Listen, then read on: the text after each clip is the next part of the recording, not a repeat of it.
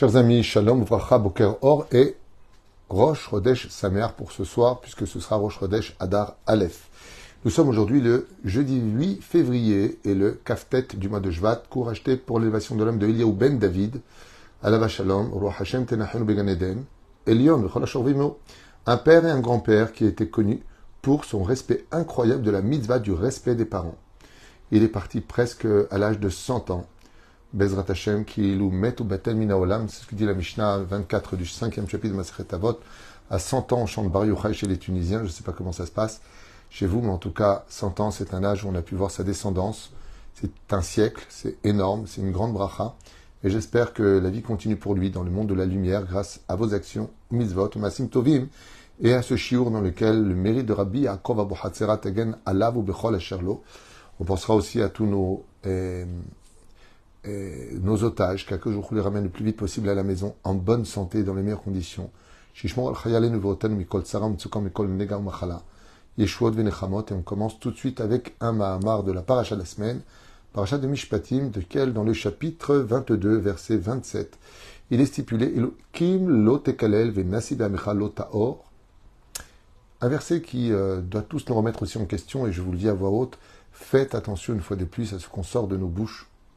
Vous savez, ce matin, je parlais avec certaines personnes des élections que nous avons le 27 février dans la ville d'Ashdod, pour lesquelles, Bezrat Hashem, j'apporte tout mon soutien à Biam Salem, avec qui je travaille depuis 5 ans main dans la main, pour protéger la tradition juive dans notre ville, ici à Ashdod, et puis pour le bien-être, vraiment, de la société dans laquelle on vit, de descendre plus vers les gens, de comprendre plus leurs problèmes, de descendre le prix de l'arnona, de veiller à ce que la jeunesse puisse y trouver son compte. Il y a beaucoup de choses à faire dans cette ville avec un potentiel énorme.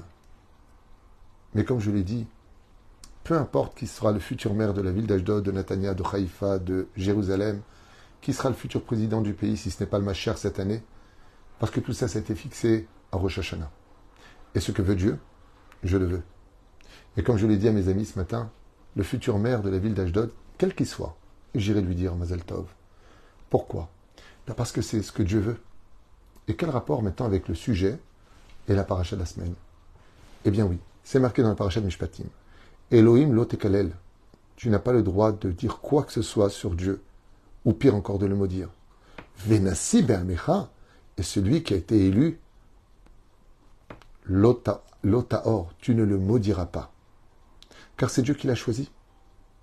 Et s'il est bon, alors tant mieux pour nous. Et la Gemara nous dit, mais si vous n'améliorez pas vos actions, je mettrai sur vous un dirigeant dont les décrets seront pires que celui de Haman. Ce qui fait qu'on est un bon dirigeant ou un moins bon dirigeant. On n'a que ce que l'on mérite. Et c'est pour cela que notre ishtadlut, notre effort à fournir, la tête yadecha leyam, comme Akadosh Baruch Hu le demande à Moshe Rabbeinu, est en ta main. C'est juste la ishtadlut, mais que la mer de toute façon devait s'ouvrir, même s'il n'avait pas étendu sa main, elle se serait ouverte. Et ainsi donc, nous avons une ishtadlut, chacun de nous, à des niveaux différents, de nous adresser, de faire tout ce qu'il faut pour, petit 1, préserver la sauvegarde du peuple d'Israël, nos traditions juives, que Bezrat Hashem on puisse être Shomer Mitzvot, comme la Torah le demande. C'est la raison pour laquelle nous avons fait notre alia dans ce pays, qui sort de la Bible, avec les conditions de la Bible. Et de l'autre côté, eh bien, si malheureusement, ou pour des comptes qu'on ne comprend pas, la justice de Dieu et que l'élu ne correspond pas à nos idéologies, à notre Torah, eh bien, malgré tout, ne maudit pas celui qui est au pouvoir. Voilà ce que nous dit ce verset-là, 27, chapitre 22.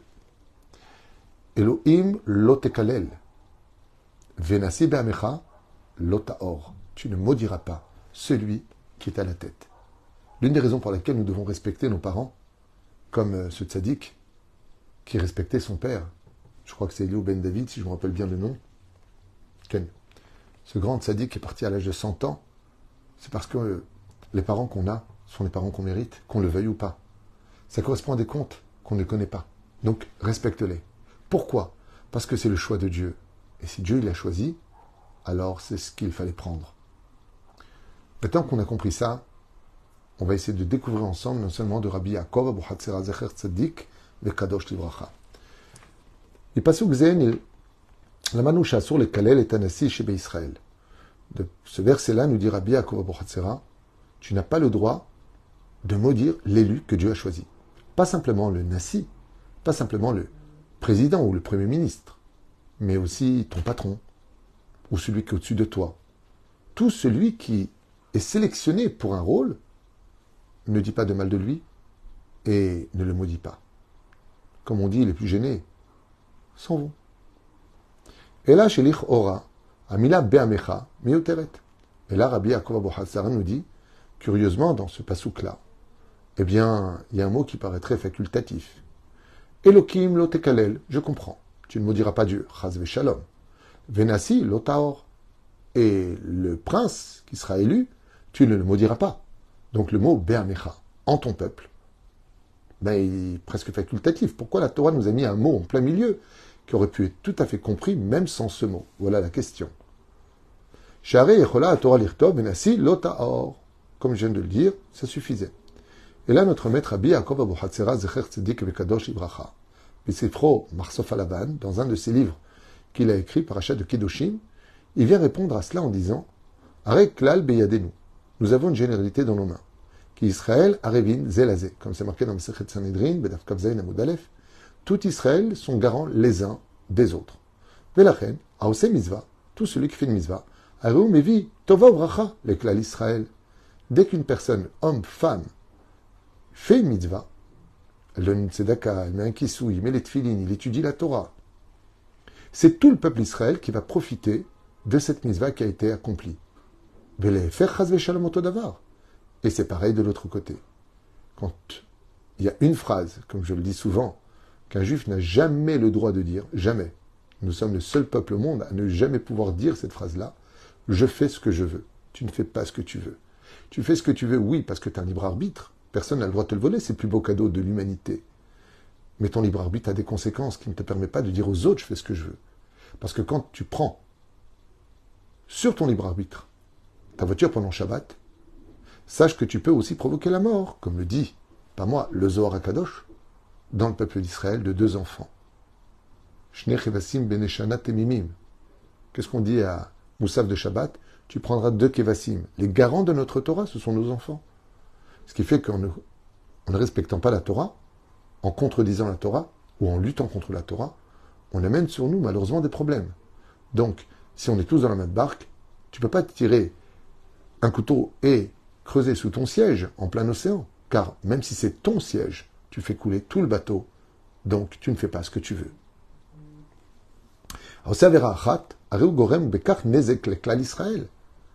Car pour le meilleur comme pour le pire, nous sommes un peuple sur lequel, eh bien, il y a un problème. Et c'est pour ça que le verset nous dit Be'amecha, dans ton peuple. Arrête, si moi, je décide, sur mon initiative et mon libre arbitre, de dire du mal de ce dirigeant, eh bien, ce que je vais provoquer, c'est que cette avéra que j'ai fait, ce péché de parler de quelqu'un, va emmener de l'ombre sur tout l'ensemble du peuple d'Israël. Et c'est pour ça que la Torah nous dit Elokim lo tekalel, tu ne maudiras pas Dieu. Venasi be'amecha lo taor, tu ne viendras pas maudire celui qui est ici, celui qui nous dirige. Venasi be'amecha lo taor, comme je le dis souvent, à la veille des élections, au lieu de dire il est bien, il n'est pas bien, fais ce qu'il faut pour changer l'histoire au lieu de la critiquer. Umadoua, pourquoi? Car tu provoques des dégâts au sein de ton peuple. Da'ayenu. Betochamecha. Klomar al-yedeh chetze be'ot sarot, ba'ot sarot l'Israël. Car toute mauvaise action que tu fais dans ce monde, juif, homme comme juif, femme, tu provoques des malheurs au sein du peuple d'Israël si tu ne fais pas ce qu'il faut. Qui Israël arevim zelazé, car nous sommes tous garants les uns des autres, c'est-à-dire tous sur la même barque. Vechol echad mashpia b'ma'asav al zulato, ki kulanu b'sira achat. Et chacun de nous influençons sur la destinée de l'autre, car nous sommes tous dans la même barque. Ce qui fait que si tu décides de ramer à l'opposé de la direction de la Torah, sache que c'est toute la barque qui va, malheureusement, stagner, parce que certains vont ramer du bon côté, et d'autres de l'autre côté. Ce qui fait que la barque tourne en rond. Un peu l'histoire de notre peuple en ce moment, si je peux me permettre. Le Midrash nous raconte Beshem Atana Eloki Rabbi Shimon Bar Yochai. Sruto Yagen al Kol Israël.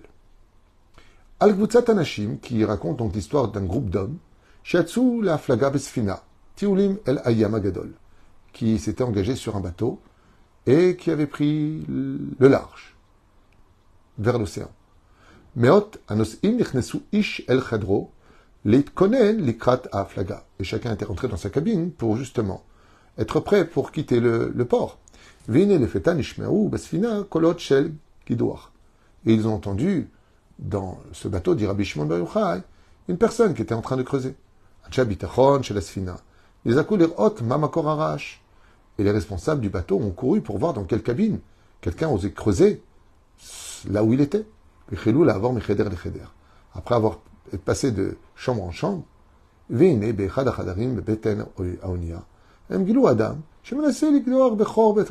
c'est un peu l'exemple que je vous avais donné à l'avance, qui est un exemple de Rabbi Shimon Bar Yochai. Ils ont enfin trouvé une personne qui avait décidé avec un tournevis de creuser dans sa cabine, celle qu'il avait louée, payée, et en train de creuser. Et ils lui ont tous dit, mais que fais-tu? Chez Koulanou, on est de bas. Tu es complètement fou, lui ont dit. Tu veux qu'on coule tous en plein milieu de la mer? Zako Anashim le Evro. Ach, ou Ishiv lahem berdishut. Anisrarti chederze. Il leur a dit, je fais ce que je veux, c'est ma chambre, c'est mon corps, c'est ma vie, je fais comme je veux. Et à ce moment-là, dit Rabbi Shimon Bar Yochai, on doit rappeler à la personne qu'elle est juive. Et qu'en tant que juif, dans ses paroles, ses actions et ses pensées, quand un juif maudit un autre juif, on va tous le payer. Quand un juif est Mechalel Shabbat, on va tous le payer. Quand un juif ne mange pas kasher, et qu'il te dit, moi je crois pas en tout ça, c'est des bêtises, on va tous le payer. Vous allez me dire, mais c'est injuste. Pourquoi est-ce qu'on va payer pour lui? Il a fauté, il paye. Réponse, oui, mais de l'autre côté, quand un juif fait échouva, Dieu bénit tout le peuple d'Israël. Quand une femme sort sniout, Dieu voit tout le peuple d'Israël dans la pudeur. Quand un juif met de la tzedaka, il peut sauver un autre juif de l'autre côté du continent qu'il ne connaît pas. C'est dans les deux sens. Donc, on n'est ni perdant ni gagnant. C'est à nous de bien jouer. Ainsi donc, il lui a dit, Kacher à nous aussi m'avera au Issour. Quand on fait une chose, qu'elle soit bien ou qu'elle soit mal, Rebekar, anu pogeim bemizikim mamash leklal Israël, chaz v'shalom. Il faut savoir, dit le Rabbi Yaakov Bohatzera, que on n'est pas conscient de cela, mais que dans des états d'âme, états de colère, états de fatigue, notre façon d'agir, le peuple d'Israël oublie juste un détail que nous rappellent tout le temps nos ennemis. Quand ils viennent pour nous assassiner, ils ne font pas d'enquête à savoir si on est religieux ou pas, si on est de droite ou de gauche, si on est riche ou pauvre, si on est chômeur tefilin ou pas, si on mange kasher ou pas. C'est toujours incroyable de voir comme pour le 7 octobre, que quand sont rentrés cette barbarie dans notre territoire, personne n'a eu le privilège de dire, et tu sais, moi je suis pro ou anti, je suis de droite ou de gauche. Eux, ils ont vu juste une chose. T'es juif, c'est tout. Le mot antisémite, tel qu'il est promulgué partout, ne vient pas définir quel juif tu es, mais que tu es juif. Et ça, c'est un point qui doit tous nous constater de par nous-mêmes. On doit vraiment se poser la bonne question. Pourquoi est-ce que ceux qui ne nous aiment pas sont capables de voir uniquement une chose? Et pourquoi nous qui sommes concernés, on ne le comprend pas? C'est ça qui doit être la réflexion numéro 1. Quand Ahmadinejad à l'époque en Iran, comme encore aujourd'hui, il voulait envoyer la bombe atomique en Israël. Il n'a pas dit « tu tues celui-là, mais tu tues pas l'autre ». Quand Hitler a lancé son projet d'extermination des Juifs, il ne lui a pas demandé s'il était marié avec une Allemande, s'il allait à l'église ou s'il allait à la synagogue. Il lui a rappelé qu'il était juif. Et lui dit « mais moi, j'ai rien à voir avec les Juifs, je suis né de mère juive. Mais mon père, lui, il n'était pas juif, donc je veux vivre. » Non. Hitler lui disait « non. » Himmler, quand il a lancé son projet d'extermination, Goebbels, toute cette pourriture de personnalité qu'on a connue, Il ne s'intéressait pas à qui tu étais, ce que tu faisais, ou quel était ton degré ou ton niveau de pratique religieuse. Eux, ils savaient une chose, qu'ils n'arrêtent pas de nous lancer, ils n'arrêtent pas de nous fixer avec. Vous êtes juifs, vous êtes tous représentants les uns des autres. C'est fou, impressionnant et incroyable d'entendre des choses pareilles. Vous savez, hier, j'ai entendu le discours du président français. Très courageux, son discours. Franchement, très beau discours, franchement. Mais il a commis une erreur. Une erreur qu'il se devait de commettre de façon assez diplomate. C'est le deuil de 68 millions de Français. Mais pas du tout. Pas du tout. Mais alors, pas du tout, du tout, du tout. On l'a bien vu dans les manifestations en France, dans toutes les villes. Se mettre du côté de ceux qui nous ont assassinés. Donc, il faut arrêter un peu les délires. Il n'y a pas 68 millions du tout. Mais bon, il faut bien qu'ils disent quelque chose. Il ne va pas donner un faux chiffre. Ça l'afficherait mal pour l'image de la France. Alors qu'il est venu, au nom de la France, apporter sa compassion, sa consolation et sa compréhension à la situation. Avec des mots très forts. Donc, M. Macron, franchement, pour votre discours, s'il était sincèrement pensé, bravo. Et peu importe que ce soit Brigitte qui l'écrit ou je ne sais pas qui, en tout cas, il était dit avec émotion et dévotion. Donc, personnellement, merci au nom de toutes ces victimes et merci au nom de toutes ces familles qui étaient présentes. Parce que, comme je l'ai dit à ma femme, au moment où je vous regardais parler, le président, je lui dis, tu vois, pour son discours, Dieu lui donnera une récompense. C'est certain. Parce qu'il a quand même consolé certaines dimensions. Vous savez lesquelles? Le discours du président hier, c'est qu'il a dit quelque chose d'abord qu'aucun pays n'a fait. Bravo. Déjà, c'est une première chose. Puis la deuxième chose, les mots étaient forts. Le respect était présent. Alors même si demain ça change, bravo pour ce qui a été fait aujourd'hui. Le seul problème, c'est qu'on a ressenti que M. Macron qui parlait derrière ce micro. Pas les représentants de la gauche qui étaient présentes. Par contre, chez nous, les Juifs, regardez comment ça se passe. Vous savez combien il y a de voleurs aux États-Unis, en Chine, en France, en Allemagne, en Angleterre? Des milliers. Il y en a en Israël. On ne dit pas les Allemands, c'est des voleurs. On ne dit pas les Français, c'est des voleurs. Mais quand ça vient d'Israël, on dit les Juifs sont des voleurs. Si on a tellement de problèmes de faire des virements aujourd'hui de France en Israël, c'est essentiellement dû à cause de certains bureaux qui ont fait des arnaques. Combien sont-ils, quantitativement parlant, face à la réalité? Parce qu'il y aurait 50, 60, 100 bureaux qui auraient arnaqué. Ça fait de tout un pays des voleurs. Tous les exemples sont présents. Ça sort d'Israël, c'est un pays de voleurs. T'as un soldat ou une personne qui va commettre un acte qui n'est pas tout à fait acceptable, c'est tous. C'est tous. Tout le temps, tous. Et vous allez me dire, c'est un amalgame? Pas du tout. C'est une réalité qui vient d'une vérité que nous sommes les seuls au monde à ignorer. C'est que Am Israël, c'est un. C'est pourquoi on ne peut pas faire du lachon hara sur notre frère, de dire des vérités péjoratives, parce que tu parles de toi. Tu parles de toi. Quand tu parles d'un autre juif, tu parles de toi. Et ceux vont me dire, alors attends, si on n'est qu'un, alors pourquoi il me fait du mal? Pourquoi t'as jamais eu un panari, toi? Pourtant, c'est bien ton doigt. Seulement, tout comme le panari te répare, des juifs qui te font du mal te réparent de tes fautes. Ce qui ne va pas te donner le droit de les haïr. Comme cette paracha le stipule.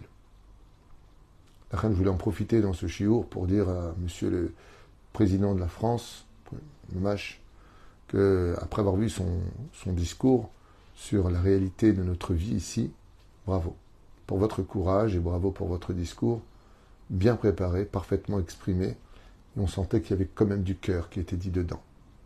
À moins que ce soit un très bon acteur, en tout cas, franchement, bravo. Voilà, c'était pour ce chiour d'aujourd'hui, nous rappeler un petit peu à l'ordre sur les responsabilités de chacun de nous, et que de comprendre une chose essentielle, qui finira avec ce petit message, pour moi important, c'est que si un jour, demain, vous vous découragez de faire teshuva, n'oubliez pas que votre teshuva, c'est la teshuva d'un peuple entier qui comptait sur vous. Et c'est pareil pour toi, Bat Israël. Si un jour tu n'as plus la force de porter des jupes et de fuir, passer aux pantalons ou aux bretelles, parce qu'il fait chaud, alors j'ai deux réponses. Mieux vaut avoir chaud sur terre qu'après la mort. Et la deuxième, si un jour tu n'as plus pitié pour toi, alors aie pitié pour ton peuple. Parce que chaque fois qu'on voit une Bat Israël sortir pudique, se comporter comme une Bat Israël, c'est le peuple d'Israël qu'on voit à travers toi. Je m'en parlais toute ma vie, j'en ai parlé dans plusieurs cours de cette image que j'avais vue, sans faire de kitroug, parce qu'il n'y a pas comme le peuple d'Israël. Mais j'étais à Jérusalem, au canyon de Malcha ce jour-là. Il y a un groupe de 2-3 filles comme ça qui passent, malheureusement assez dénudées. Et il y avait 3-4 Arabes qui étaient assis et qui ont éclaté de rire en les regardant. Ils m'ont regardé à moi, ils me disent, c'est ça l'Israël? Eux, ils m'ont dit ça à moi. J'ai baissé la tête, je lui ai dit, il y en a qui sont habillés à l'intérieur et qui sont très pudiques, mais d'extérieur, c'est qu'une vitrine. Il y en a d'autres qui sont habillés très pudiques d'extérieur, mais à l'intérieur, c'est loin d'être pudique. Je ne sais pas s'ils ont compris mon message, mais en tout cas, ce qui est sûr et certain, c'est que c'est un Chilul Hashem. Mais est-ce qu'elle représente l'ensemble du peuple d'Israël? Non. Mais qu'est-ce qu'ont dit ces 3 individus? C'est ça Israël? C'est ça les Bnot Israël? Il n'y a pas comme les Bnot Israël, je vous l'affirme. Il n'y a pas comme Am Israël. Mais n'oublions pas que quand toi, Bat Israël, on te voit nu à la plage parmi des hommes, avec ta Magen David, avec ton Chai,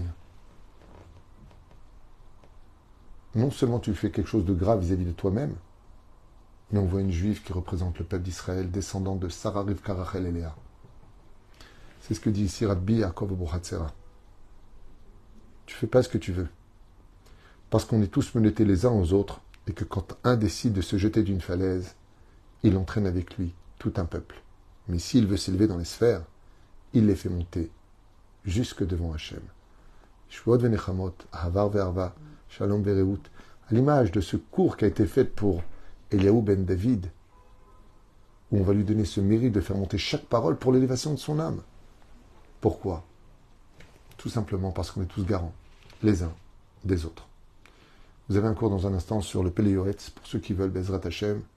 Joie de vivre, les Shvuot venechamot, Toda Rabba à vous, et que de bonnes nouvelles, en n'oubliant jamais que la Torah est vraie, que le temps qui passe ne reviendra pas, et qu'on a juste perdu du temps pour dévoiler la réalité de ce monde, c'est-à-dire la Géoula, qui est vraiment à la porte de notre histoire.